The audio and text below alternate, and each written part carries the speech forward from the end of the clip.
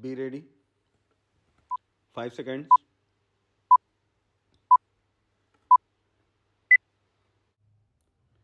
Start.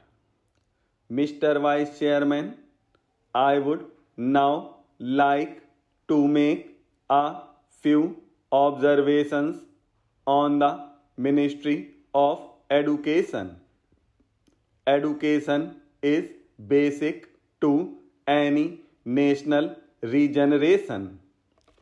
It is true that it does not bring any return as our other projects do, as for instance the steel projects or the irrigation projects do. But this is the investment that is designed to help building up of the human material. It is agreed that education has expanded after independence and during the plan periods. But it is a matter for concern that the content of education has not been equal to our expectations. Even today, we are engaged in experimenting with all types of education from the basic stage up to the university level. It is not clear, I presume, that the basic pattern of education of which so much was said and written is accepted as a success even today. Where do we stand with regard to the basic pattern? It seems to be the position that all arguments are in favor of that type of education, but all proof is against the success of such a type of education. Where does the government stand with regard to this type of education?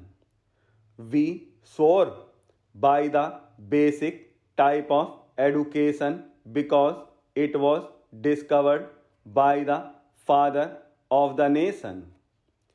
But if it has been a failure, why should not the government say that that is the position? Then again, take secondary education and also collegiate education. 3 years ago, it was said that all universities should have 3 year degree courses, and some universities which were reluctant to accept this reform were more or less compelled to do so, and they accepted it. Now, certain universities find that this scheme is not working satisfactorily, and they feel that they should have a 2 year course in the college before students could enter the degree course. I mention this to show that this eternal tinkering with education should stop, and it should not go on like this. This uncertainty is not only with regard to the main objective of education, the main structure of education from the primary to the collegiate level, but also with regard to the courses of studies, and also with regard to the language of medium of instruction. Mr. Chairman, up to the secondary stage, it has been accepted that the medium of instruction should be the regional language. The National Integration Council, however, stated that if universities are to exchange professors, if they have to develop freely, then there should be the common medium of instruction, namely English and Hindi.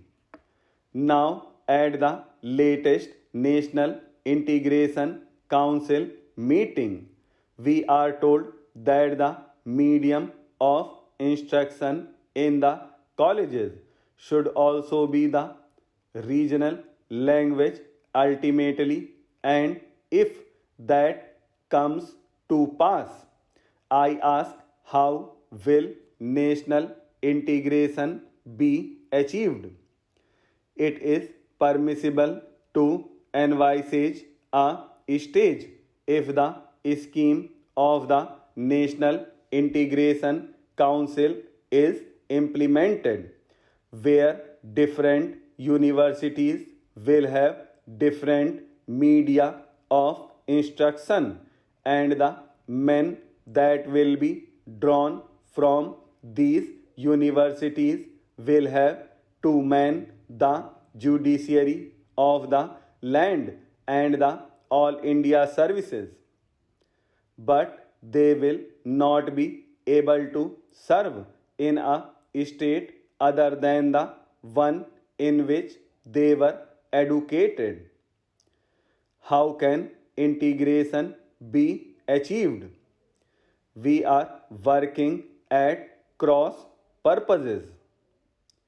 It is time that a high power body was appointed to hammer out a national scheme of education, having integration as the basic aim and to implement it systematically.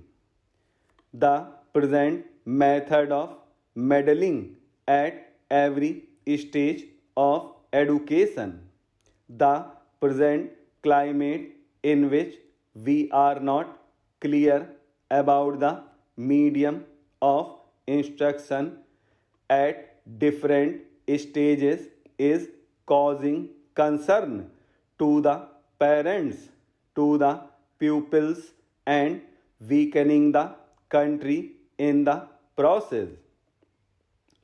This is a major problem at this stage of the development of the country.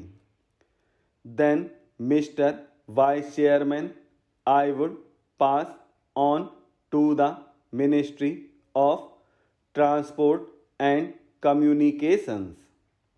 According to this ministry, we are to build a system of national highways, provincial or state highways, an integrated system of communications from the village upwards, but the central government is concerned with the construction of national highways.